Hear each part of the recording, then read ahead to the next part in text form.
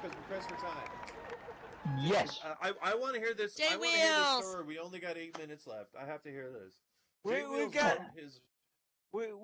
plenty of time. I actually made that up because I'm a comedian and that's what we do. I did not. I did not. Man, you have my hopes up and everything. I did not bring roll a GoPro my and do it. I didn't do it, but I have a story. I did not roll the chair through the car wash, but I will tell you what I did do. I learned when I was about 8 years old why you do not play in the sprinkler if you're in an electric wheelchair. Like, you would be amazed at what happens, okay? And of course, when you're handicapped, when you've been handicapped your entire life, you get you think you're really smart, and your parents think that they are really smart. That day when that happened, I wanted to play in the sprinkler with my brother and sister, so my mother puts a Ziploc bag over the joystick.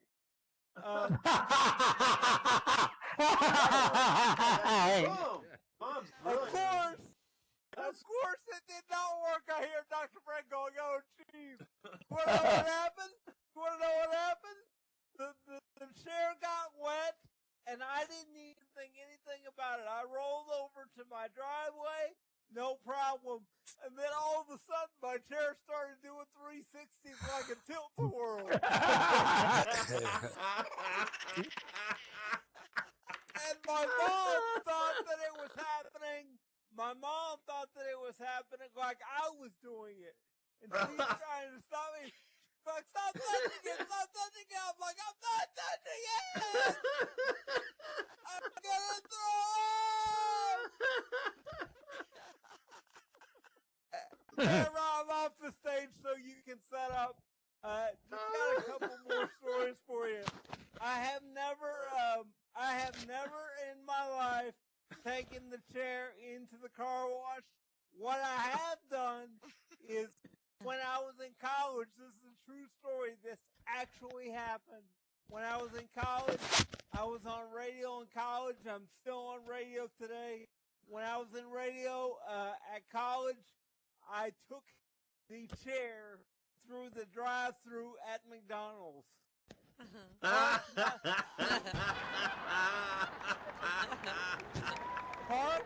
I kid you not, parked my car 3 blocks away and rolled up to the drive-thru at McDonald's. They were not happy. They were not happy. This is Texas, right? So, here I am in this electric wheelchair, and I've got 3 farmers in diesel pickups behind me going, "What the hell is this kid doing?" And I knew I was in trouble when I got up to the first window, and the lady sticks her head out the window, and she's looking around trying to figure out where I am, and I'm like, "Ma'am, I'm down here."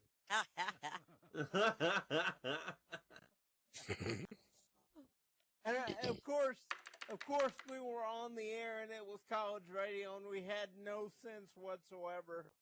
So I had somebody in my ear the whole time, because this is being broadcast to like 8,000 listeners, right? And the 2 hosts of the show, one of them was actually walking through the drive-thru with me. He said the reason he was doing it was that he was with Big Brothers Big Sisters, and I was his little brother, and he was helping me get food. And the guy that was back at the studio, the guy that was with me, his name was Vinny. He's one of my best friends. Okay, his name's actually Vinny. And he's about 280 pounds or something. He's a big guy. So the guy at the studio, keep in mind, we're in college, says, when you roll up to give the woman your money, make sure that you tell her you want all your change in ones because we're going to send Vinny to the strip club later. That's good advice. That's a good friend. Now here's where that was funny. Can you imagine that coming out of a man's mouth who was sitting in a wheelchair in a McDonald's drive-thru? They're just trying to get me out of there. That's all they're trying to do. And sadly, I was banned from that McDonald's for about 6 months. They didn't like me very much. They just after don't we did have that. to you. Nah. I'm not gonna eat in that McDonald's. McDonald's, that's terrible. We should. I got banned. One more quick story. I've had a tough week because the woman that taught me everything that I knew when I was in college on the radio was found in her house this week dead. It's been a really tough week, but I want to tell you guys a real quick story. Dr. Lee yelled at everybody. Okay, she was a perfectionist.